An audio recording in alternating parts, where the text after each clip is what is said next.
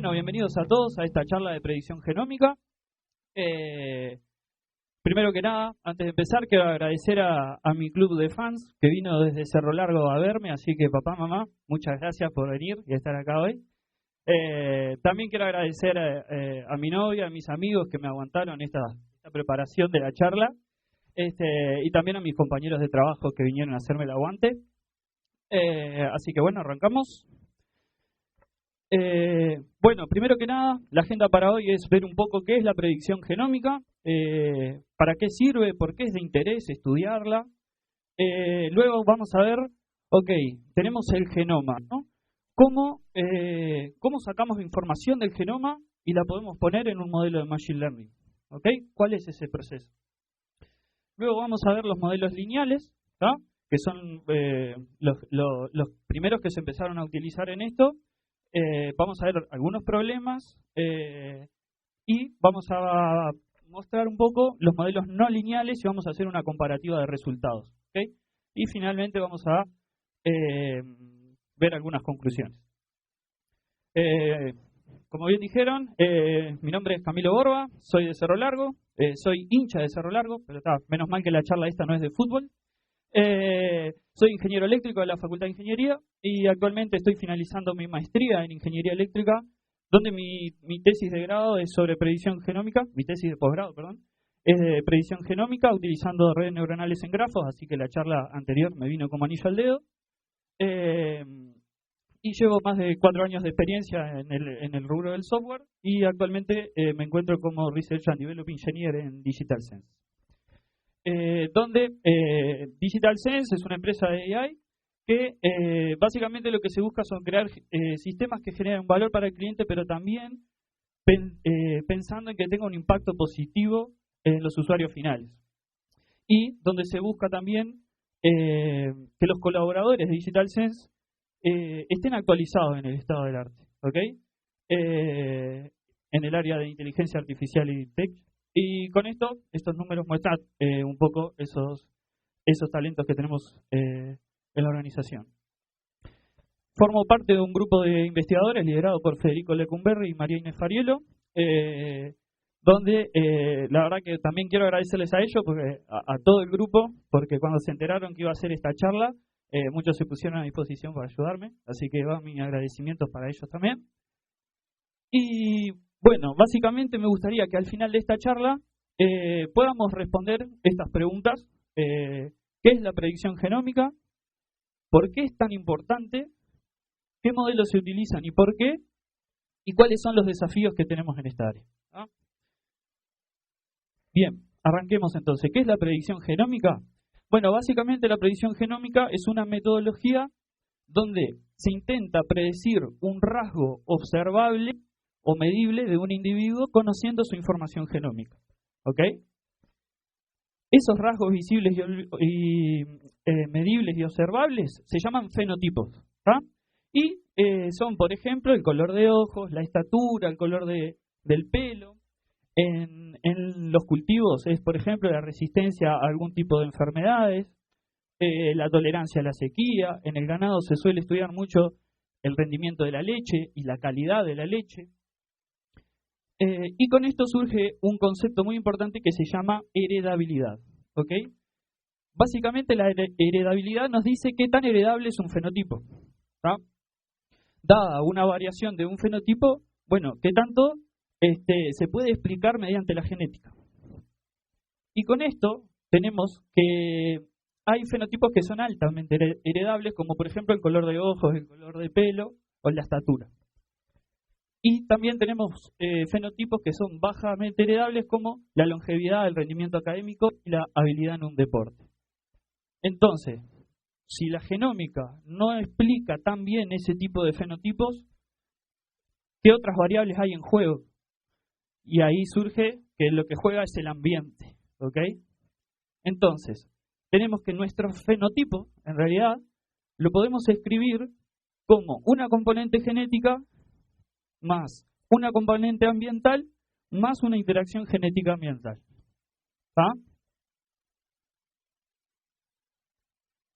Entonces, ¿para qué sirve la predicción genómica? Bueno, básicamente para el mejoramiento genético y para acelerar cierto tipo de procesos. Por ejemplo, imaginen que tengo 3 plantas de trigos que son distintas genómicamente y yo quiero saber cuál es la más resistente a una enfermedad que tengo en mi campo.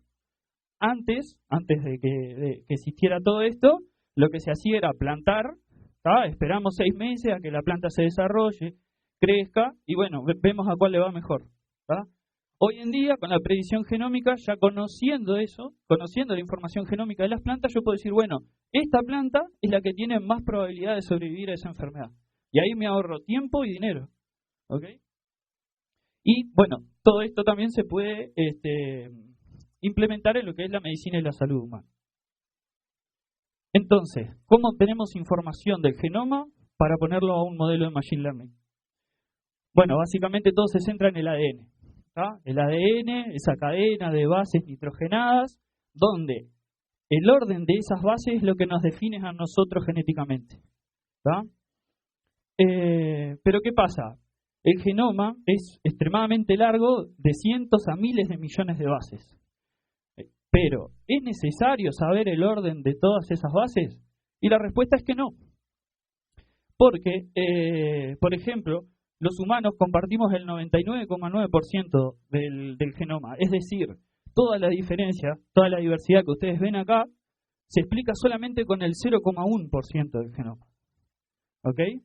Y también traigo algunos datos de interés que los humanos compartimos, por ejemplo, el 91% del genoma con los chimpancés y el 89% del genoma con las ratas, ¿no? ¿Quién no tiene un amigo rata, no? Entonces, es por esta razón que se utilizan estos animales en el estudio cuando se quieren crear vacunas, cuando se quieren desarrollar vacunas nuevas, las primeras pruebas se hacen con ellos, porque compartimos mucho genéticamente. Entonces, sigamos. Para extraer la información del ADN, utilizamos un marcador que se llama polimorfismo de nucleótido simple. ¿tá? SNP, por sus siglas en inglés, y de ahora en más. ¿tá? Entonces, básicamente, ¿qué es un SNP? Y observemos estas dos cadenas de ADN. ¿ok? Las dos cadenas son iguales, salvo que en esta posición hay un cambio de bases nitrogenadas. ¿tá? Eso es un SNP. ¿ok? Pero ¿qué pasa? Para que este fenómeno sea considerado un SNP, tiene que pasar en al menos el 1% de la población de la especie. ¿Ah? Entonces, para poner un poquito, fijar un poquito de ideas. Supongamos que tenemos 8 plantas y 7 SNPs. ¿ok? Entonces, por ejemplo, para el SNP 1 tenemos que en la planta 1 hubo citosina guanina, para la planta 2 también, para la planta 3 citosina, y así sucesivamente. Y en algunos casos, los métodos que se utilizan para obtener los SNPs no pudieron reconocer qué base nitrogenada había ahí. ¿Está? No importa, lo ponemos ahí. Entonces, se utiliza un método de codificación para esto. Para eso se usa un alelo de referencia, que es el alelo más frecuente que aparece, que supongamos que en este ejemplo es B grande. ¿tá? Entonces, yo me fijo en los alelos de mi individuo y digo, bueno, si los alelos son iguales y son iguales al de referencia, que es B grande, le pongo un 0. Si los alelos de mi individuo son diferentes, le pongo un 1. Y si los alelos son iguales entre sí, pero distintos al de referencia, le pongo un 2. ¿Está? Entonces, ¿qué pasa? Podemos pasar de esta matriz, de esta tablita, a esta. ¿Ok? Donde, por ejemplo, miramos el SNP 1, son distintos, tenemos que es un 1. ¿Ok? Citosina guanina un 1, citosina guanina un 1. ¿Qué pasa? La citosina es el más frecuente en este SNP, entonces el de referencia. Cuando me fijo acá digo, son iguales, y son iguales al de referencia. Ok, va un 0. ¿Ah? Por esto. Y así sucesivamente. ¿Qué pasa? Los valores que no tenía datos, le pongo un nota number y sigamos. ¿Ah? Entonces, ¿qué tenemos ahora? una matriz. Bien, llegamos a las matrices. Podemos aplicar toda la geometría y álgebra lineal que queramos. Bueno, esta matriz se llama matriz de marcadores, ¿tá? Y básicamente nos dice para cada individuo los marcadores que tenemos, ¿tá? Esta matriz no es cuadrada, ¿ok? Aclaración, porque después tenemos la matriz genómica, que la matriz genómica se calcula como X por X traspuesta, ¿tá? Se puede aplicar alguna transformación previa para que tenga media cero y deviación estándar 1, bueno, está. Pero básicamente es esto, y esta sí es cuadrada, ¿tá? Es importante para 2 o 3 slides más adelante. Entonces, ¿qué es lo que queremos? Dada nuestra matriz de marcadores, queremos encontrar phi tal que nos diga, por ejemplo, el rendimiento del grano por hectárea, ¿tá?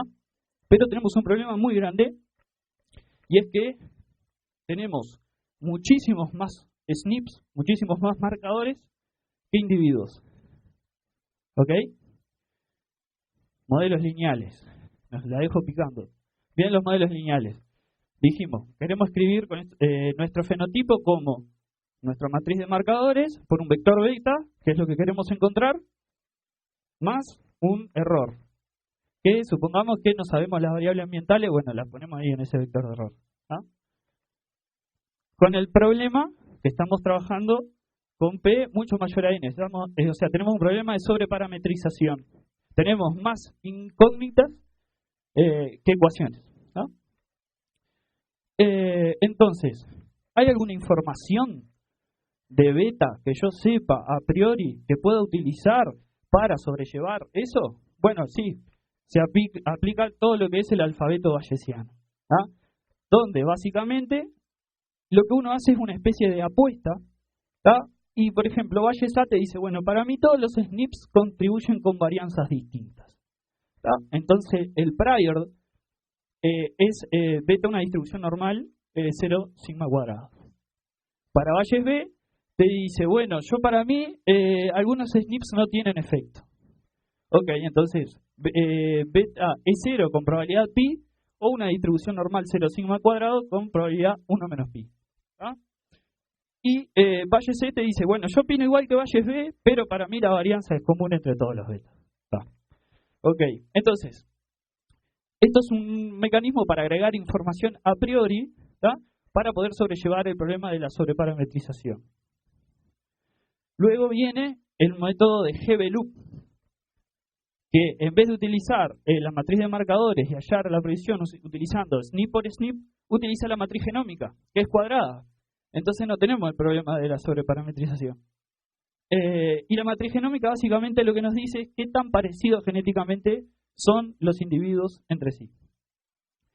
Y hay otros métodos lineales que se utilizan, como el Reich con penalización L2, Lazo, penalización L1, Bayes L, R, etcétera, etcétera, etcétera. Donde básicamente eso, lo que se quiere es poder mejorar la predicción dado el problema de sobreparametrización. Pero la biología no es lineal. Hay efectos biológicos que no son lineales, como por ejemplo la epístasis. ¿Qué es la epístasis? Es, por ejemplo, un ejemplo de epístasis es el albinismo. ¿Okay? Si yo tengo el gen del albinismo, independientemente de cómo sean los genes que definen mi color de pelo, no van a surgir efectos porque el gen del albinismo los apaga. ¿Okay? Esto se puede ver en los labradores. Y también hay otro efecto que se llama dominancia, que también es un efecto no lineal, por así decirlo. Y que también tenemos el problema de que los modelos lineales tienen limitaciones para capturar interacciones genotipo-ambiente. ¿Ah? Entonces, modelos no lineales. Perfecto. Y ahora una aclaración bastante importante que es, primero, todos los resultados que vamos a ver ahora son resultados de tesis de grado y de posgrado de muchos de los estudiantes que mostré en el principio de la charla. Y para organizar un poco mejor la charla, lo que hice fue primero mostrar resultados donde solamente se consideró información genómica y al final sí vamos a ver dos tesis donde se consideraron variables genómicas y variables ambientales. ¿Tá? Esto lo hice así para que la charla fuera más clara también y para ver cuál es el impacto de agregar las variables de ambiente a nuestros modelos. Empecemos con este proyecto que se llama DNI, donde básicamente utilizaron 4 datasets, donde me gustaría que vieran cómo P es mucho mayor a N. Es decir, por ejemplo, tenemos 11.000 SNPs para 1.000 individuos, 107.000 SNPs para 1.500 individuos, y así. Entonces, por cuestiones de tiempo, decidí solamente mostrar los resultados para el dataset de Holstein, de ganado Holstein, para el rendimiento de la leche y la calidad de la leche. Y lo hice porque es el que tiene más muestras, tienen 5.000 SNPs, 5.000 individuos y 42.000 SNPs. Y en esta tesis, los compañeros lo que hacen, proponen utilizar CNN en predicción genómica. Ok, ¿por qué? Bueno, en realidad las GNN han mostrado en imágenes que son buenas capturando información estructural local, ¿no? Bien, perfecto. Para eso hicieron un modelo basado en AlexNet y otro basado en ResNet, ¿no? Y luego decidieron utilizar redes neuronales en grafos, donde la idea es utilizar la matriz de adyacencia del grafo, utilizar la matriz genómica como matriz de adyacencia del grafo. Entonces, con eso, ellos van a estar aprendiendo información global de la población. ¿Ah? Y por último, decidieron decir, bueno, ¿qué pasa si combinamos los anteriores? ¿Ok? Bueno, lo que pasó es que ese modelo fue el que terminó ganando. ¿Ah? Fue el que tuvo mejores resultados. Es decir, mezclar la información local del genoma más la información de la población, utilizando la matriz genómica, fue lo que tuvo mejores resultados. Los cuadritos azules, las cajitas azules, son redes neuronales y las anaranjadas son los baselines que utilizaron. ¿Tá?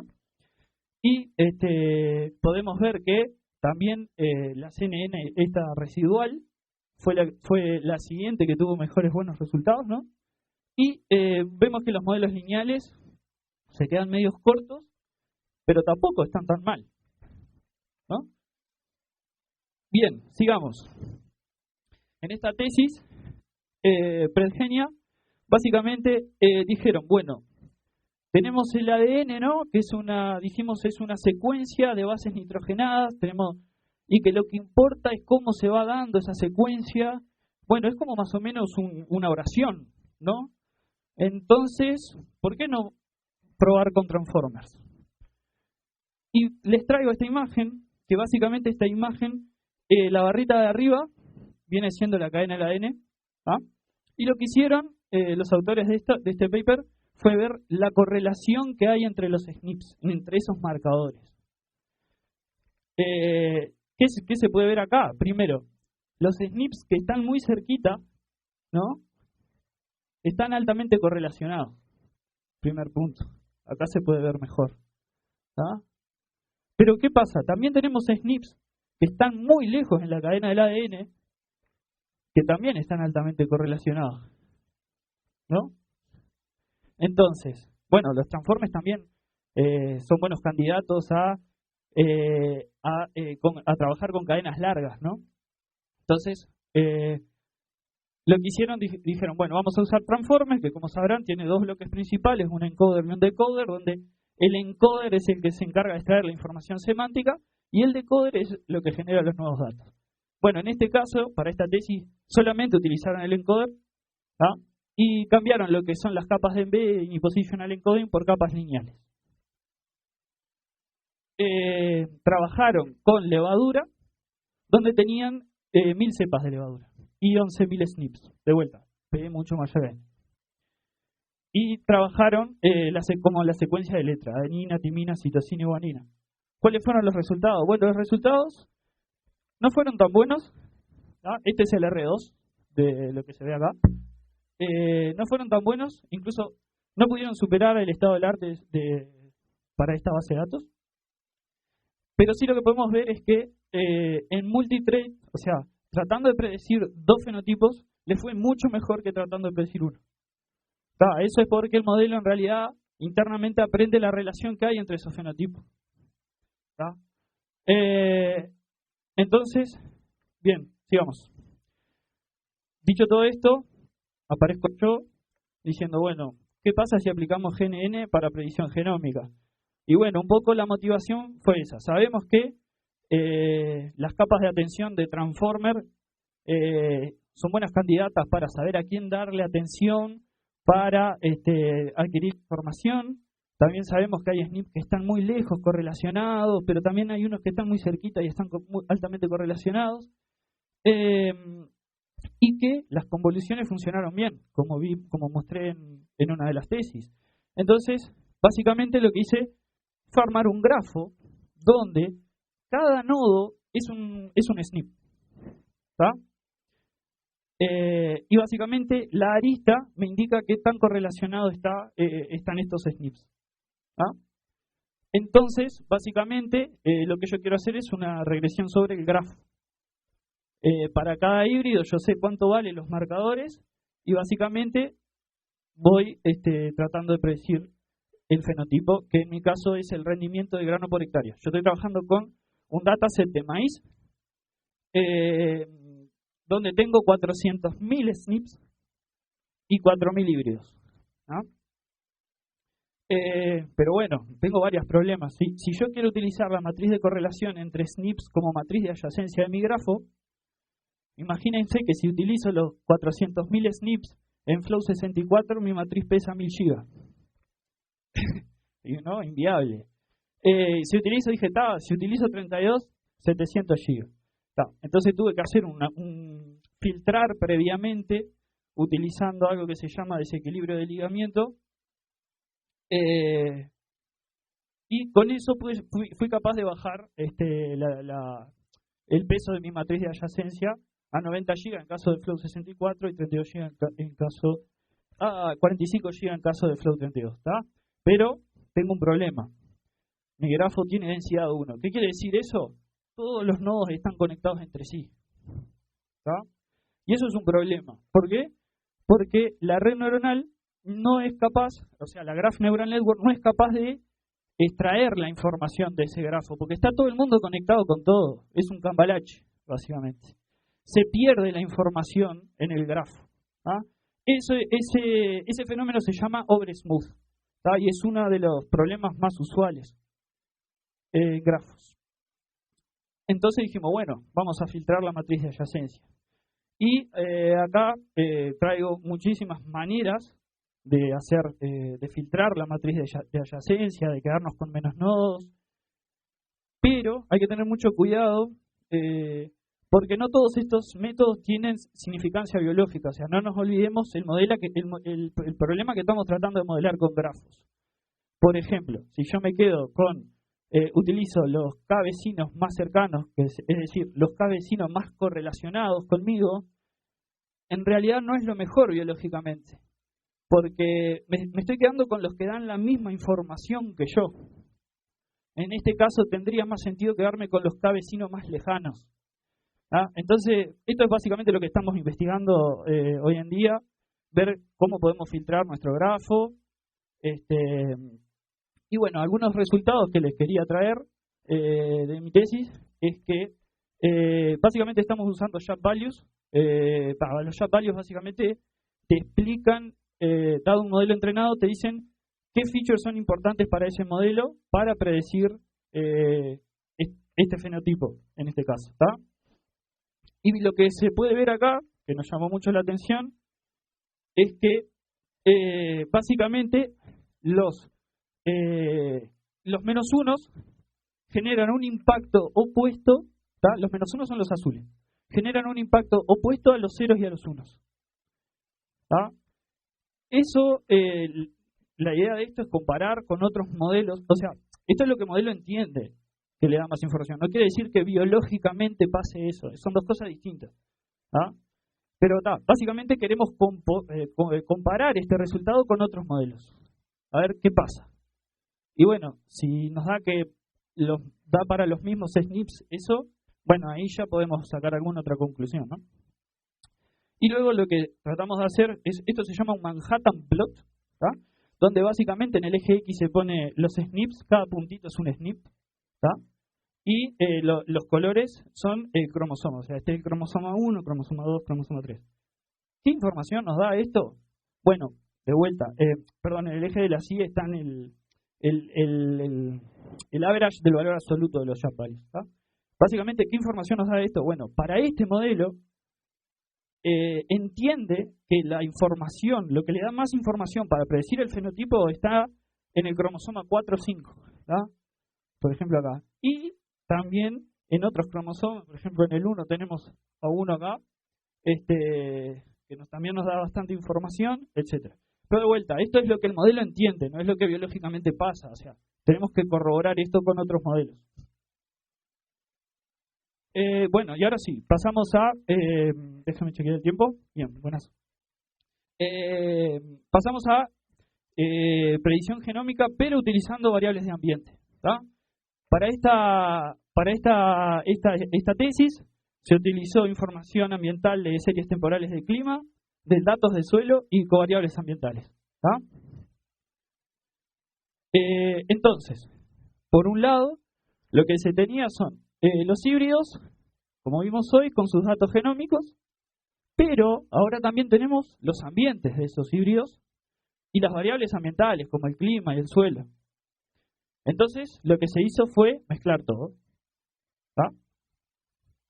Entonces, ¿qué pasa? Para validar esto, se hicieron dos esquemas distintos. Uno llamado híbridos desconocidos y otro llamado ambiente desconocido.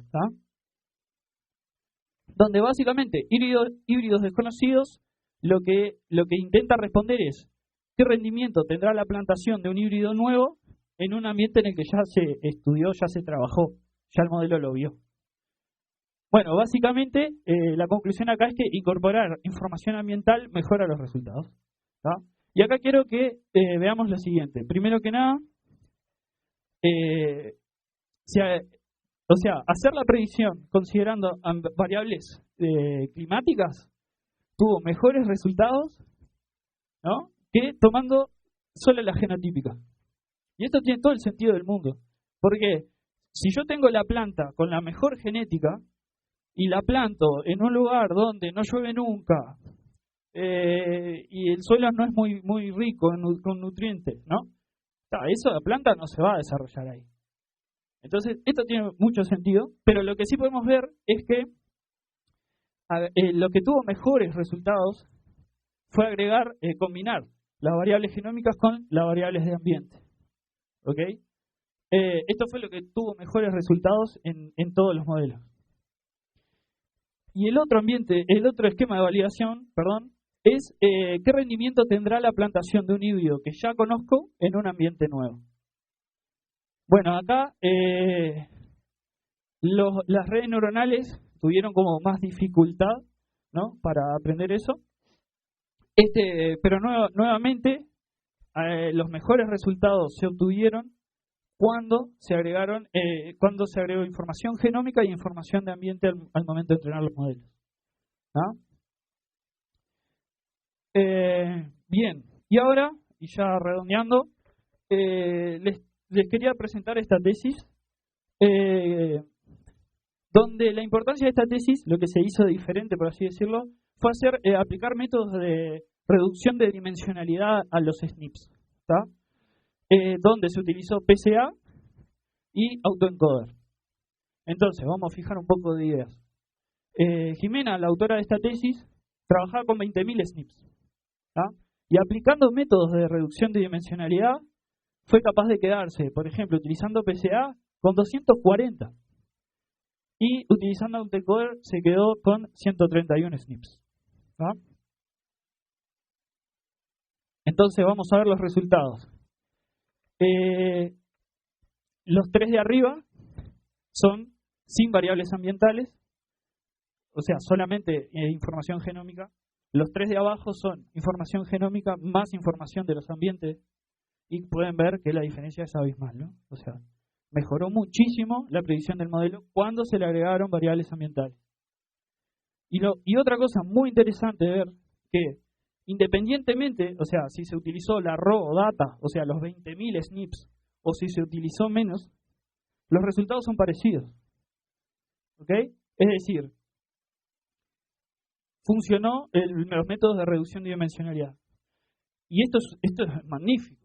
Yo quedé recontento cuando leí esto. Porque, ¿qué pasa? Claro, no es necesario trabajar con, en mi caso, los 400.000 SNPs. Puedo encontrar de alguna forma inteligente, ¿no?, de reducir la dimensionalidad de mis datos y que a su vez me den la misma información genética. Por eso también en mi tesis estamos investigando cómo utilizar métodos de reducción de dimensionalidad de grafos para estos datos genómicos, ¿ok?, para poder compararlos. Así que bueno, ya llegando al final de la charla, espero que no haberlos aburrido mucho. Algunas conclusiones.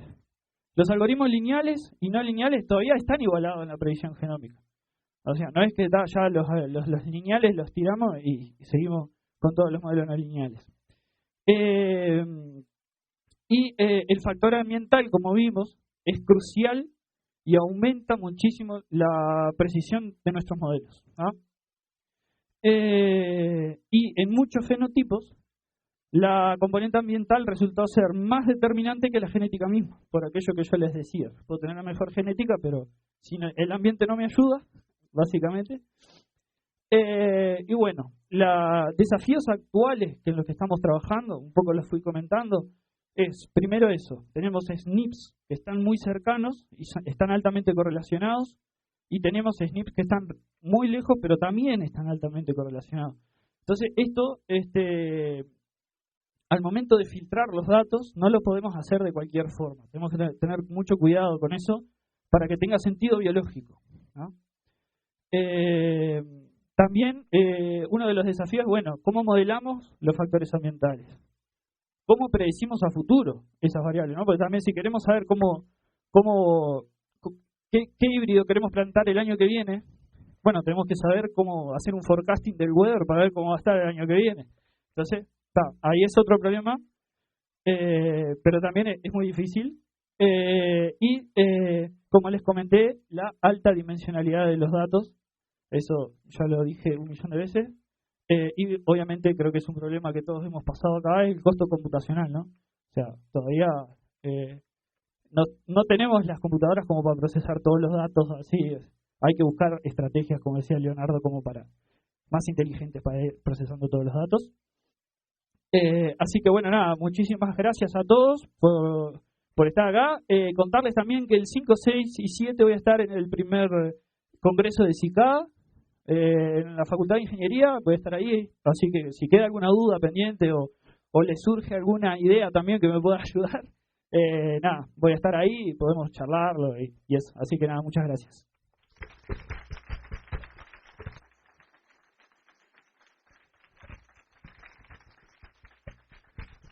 Bueno, muchísimas gracias, Camilo. Preguntas. ¿Quién va primero? Allá.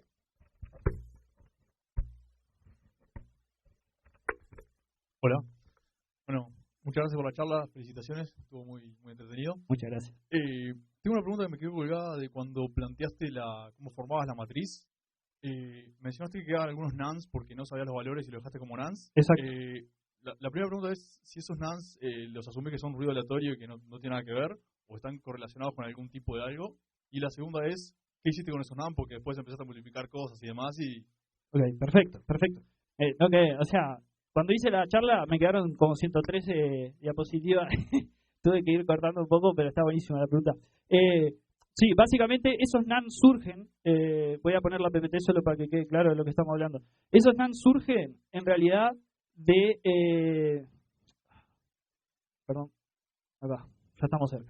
De los métodos que se utilizaron para extraer esa información. Básicamente es una máquina. Es una máquina donde vos le pones el ADN del individuo, se mezclan componentes y eso, pero claro, ¿qué pasa? No tenés una precisión del no sé, más del 90%.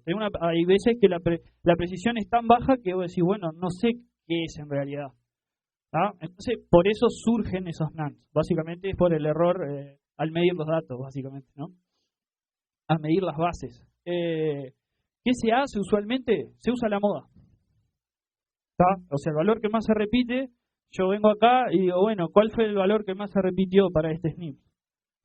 Es una manera. También los podés limpiar, podés borrar toda la fila. El tema es que como tenés pocos híbridos muestreados. Híbridos es individuo, es planta, es animal. ¿Ah? Como tenés pocas muestras, borrar una fila es tipo muy costoso. Siempre tratamos de no hacerlo. Sacar un híbrido porque tenemos un NaN, nada, se utiliza usualmente la moda. No sé si responde un poco, ¿sí?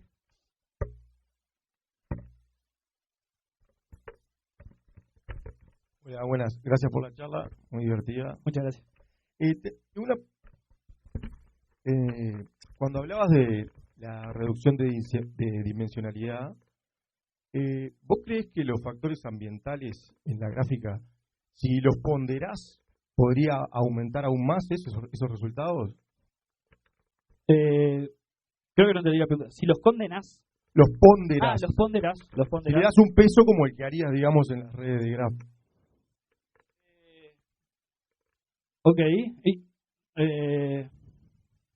Claro, vos lo que estás pensando acá es, en realidad estoy asumiendo que el efecto genómico y el efecto ambiental tiene el mismo peso, ¿no? Ahí por ahí viene, ¿no?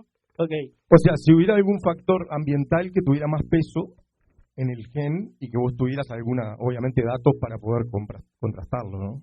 Claro, ok. En realidad, claro, acá no estamos modelando mutaciones debidas al environment, por así decirlo, ¿no? Es decir, no estamos teniendo en cuenta que ciertas bases cambiaron por un factor de environment. No sé, tengo una planta que siempre se crió en un ambiente seco y modificó su ADN para eso, ¿no? No estamos teniendo en cuenta eso. Ahí va. Usualmente eso que lo aprenda el modelo, o sea, básicamente, ¿no? O sea, lo que pasa, capaz que no genera luz también decir que lo que se hace usualmente es agarro un híbrido de trigo, supongámosle, y lo clono. ¿Tá? Las plantas es muy fácil clonarlas. ¿Tá? Las clono y las planto en 100 environment diferentes. Entonces, ahí vos decís, bueno, podés ver cómo se comportó ese individuo con esa genética en 100 ambientes diferentes. ¿Ah? Entonces, eso es lo que el modelo agarra y claro, ya va aprendiendo qué darle importancia. Ahí tenés, o sea, un peso, digamos. Ahí va, está, bueno, sí. Dale, muchas gracias. Vamos, por favor.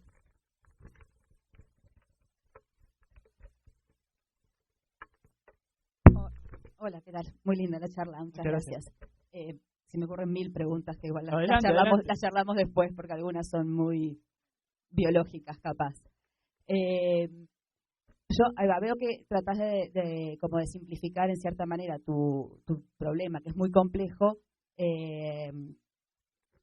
yendo por el lado de reducir la cantidad de SNPs a considerar. Pero viéndolo del otro lado, vos también tenés un fenotipo que es muy complejo, que estás midiendo. Entonces, capaz que podrías, no sé, se me ocurre, también simplificar el fenotipo que estás midiendo para de esa manera simplificar también tu problema. Porque no es que estés midiendo, no sé, el nivel de expresión de una proteína o de algo como que es más sencillo hacer, como capaz que cortar, simplificar eso podría llegar a hacerlo más fácil y como en pedacitos y después unirlo. Ok, está muy buena la idea. Claro, en realidad lo que nosotros hacemos, por ejemplo, en este caso, el fenotipo que queremos predecir es único. ¿Tá? Cuando no consideramos variables ambientales, ya sea porque no tenemos los datos de los ambientes donde fueron plantadas o las plantas fueron plantadas todo en el mismo environment, que de igual forma tenemos la variable environment porque el cuadradito de tierra que donde se plantó esta planta es diferente al cuadradito de tierra que se plantó ahí, o sea, siempre tenés un efecto ambiente porque estamos trabajando con cosas biológicas. Pero básicamente lo que hacemos es modelar eso en un vector de error. O sea, decir, bueno, yo sé que hay algo que se me escapa porque no tengo los datos y lo pongo ahí. Con respecto a la dimensionalidad, vos tenés un valor de fenotipo para cada híbrido. Entonces vos tenés, por ejemplo, si tenés 1000 híbridos, tenés 1000, o sea, el mismo fenotipo 1000 veces, ¿no? Uno para cada híbrido, pero el problema es que vos tenés 400.000 SNPs para cada híbrido. Y entonces el problema de reducir la dimensionalidad lo encaramos más por el lado de la genómica. No sé si eso responde a la pregunta, capaz no te entendí, pero si no, decime, Bien, por favor. te hago una pregunta más. ¿Los datos con los que ustedes trabajan son generados por ustedes o son sacados de librerías? Bueno, hay distintas fuentes. Por ejemplo, yo estoy utilizando datos de una competencia que hay, que es pública. Básicamente ellos tienen muestras de genómicas de maíz en distintos environments y te dicen, bueno, acá está el dataset, el que genera el modelo que mejor prediga el fenotipo, se lleva un premio. Incluso pueden viajar a Estados Unidos y ver cómo juntan esa información, y eso está muy bueno. Hay datasets que los compartimos con otros centros de investigación. Por ejemplo, hay un centro de Noruega que nos compartió un dataset, creo que fue el de levadura. Hay algunos datasets públicos, pero está el que te digo, el más confiable es el de la competencia ese, que yo lo cito acá. Después, cuando tengan acceso a la PPT, creo que los van a compartir. Búsquenlo porque está muy bueno, tiene muchísima información. Muchísimas gracias. Por favor. Bueno, la última. Esa base de datos que acabas de nombrar tiene también información fenotípica o sea, más variables además de rendimiento. Sí. Hay mucho más variables fenotípicas. Por ejemplo, el tamaño de la hoja, el tamaño de la espiga. Y esa información no la incluiste porque vos hablaste de incluir variables ambientales que no son propias de la planta, vendrían a ser como covariables en términos de estadística. Bueno, claro, sí. Clásica. No los incluimos como entrada a nuestros modelos. Está buena la pregunta, la verdad. Porque ya traían en el campo de mezclar genómica con fenómica y capaz que te mejora la predicción. Ahí va, ok. Claro, igual ahí pensándolo, hay que ver cómo hacerlo, ¿no? Porque es como que estás como haciendo trampa, en el sentido de que yo estoy intentando predecir un fenotipo de una planta que no tengo, usando el fenotipo de esa planta. No, es como, no estoy pensando en voz alta, pero habría que verlo cómo por podemos ejemplo, si echarlo. tuvieras días de floración. Exacto, ese es uno de los datos. Ese es uno de los datos. Uh-huh. O días a madurez. Entonces puede haber una relación entre el rendimiento con el largo de ciclo en función también de dónde se planta. Claro. Entonces, exacto. Todas esas variables. Claro, exacto. Sí, pero nada, recuerden que la idea de esto es tratar de evitar esos ciclos de plantación. O sea, yo, sabiendo la información genética, no quiero plantar como se hacía anteriormente, no esperar esos 6 meses, sino es, tratar de decir en base a esa información cómo se va a comportar la planta o qué características va a tener la planta. Pero sí, está muy buena la sugerencia. Muchas gracias. Bueno, muchísimas gracias, Camilo. Bueno, Le damos gracias. un aplauso de nuevo.